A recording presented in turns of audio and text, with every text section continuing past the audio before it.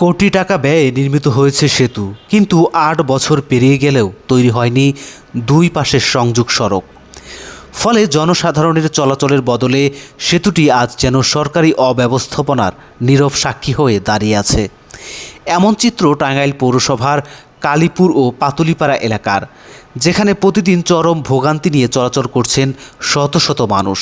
লৌহজং নদীর পার ঘেঁষে 2018 সালে সেতুর নির্মাণ কাজ শেষ হলেও আজও সংযোগ সড়ক ও দুই পাশের মাটি ভরাটের কাজ সম্পূর্ণ হয়নি।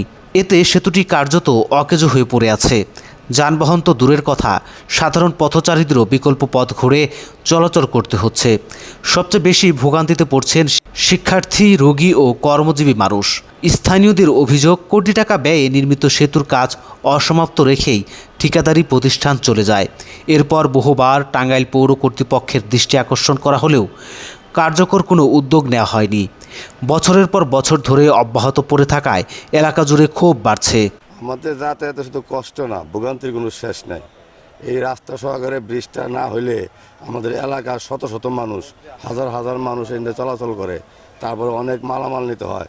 আমাদের এক বস্তা চাউল নিতে হলেও আমাদের কাঁধে করে নিতে হয়, একবার নিতে পারি না, ভাঙিয়ে ভাঙিয়ে নিতে হয়। তারপরে আর 27 বছর যাবত ব্রিজটা করে দিছে, কিন্তু এক পাশে মাড়ি ফেলায় দিছে, আর এক পাশে মাড়ি ফেলায় দেয় নাই। এর জন্য কতজনে বলা হয়েছে, কেউ এর জন্য সুরাহারা বলে নাই কে, করে নাই কে।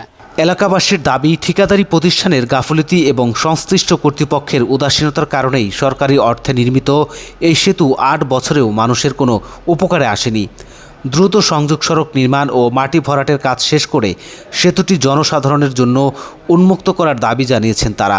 একই সঙ্গে বিষয়টি সমাধানে মৎস্য ও পানি সম্পদ মন্ত্রণালয়ের প্রতিমন্ত্রী সহ সংশ্লিষ্ট কর্তৃপক্ষের জরুরি হস্তক্ষেপ কামনা করেছেন।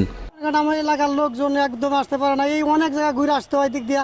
আর যারা আগে পূর্বে এটা করছে তারাই যে চলে গেছে, তাদের খবরই নাই। এটার ব্যতিক্রমের কোনো আগ্রহী নাই, একবার পড়ে রয়েছে, কোনো ব্যবস্থা একজন লোকও পাই না। আমরা দেখা গেছে নিজেরা চলাচলের জন্য মাথায় করে এই মাটি ফেলাইছি, মাটি ফেলাই এনে দেখা গেছে নিজেরা কোনো রকম ভাবে চলাচলের জন্য রাস্তাটা কোনো রকম ভাবে ঠিক করে নিছি। তারপর কি করবো, আমরা তাদের যাতায়াত করতে হবে, কারণ আমরা এখন মারা গেলে লাস্টটা বন্ধ বাইক করার মতো এরকম জায়গাটা নাই, সে রাস্তাটা নাই। তারপর আমরা গ্রামবাসী মিলে নিজেরা মাথায় করে মাটি ফেলাইয়া তারপরে গিয়ে আমরা এই কালবাটের জায়গায় সোজা করে রাখছি। এ বিষয়ে টাঙ্গাইল পৌরসভার উপসহকারী প্রকৌশলী শামীম আল মামুন বলেন, বিষয়টি আমাদের নজরে এসেছে।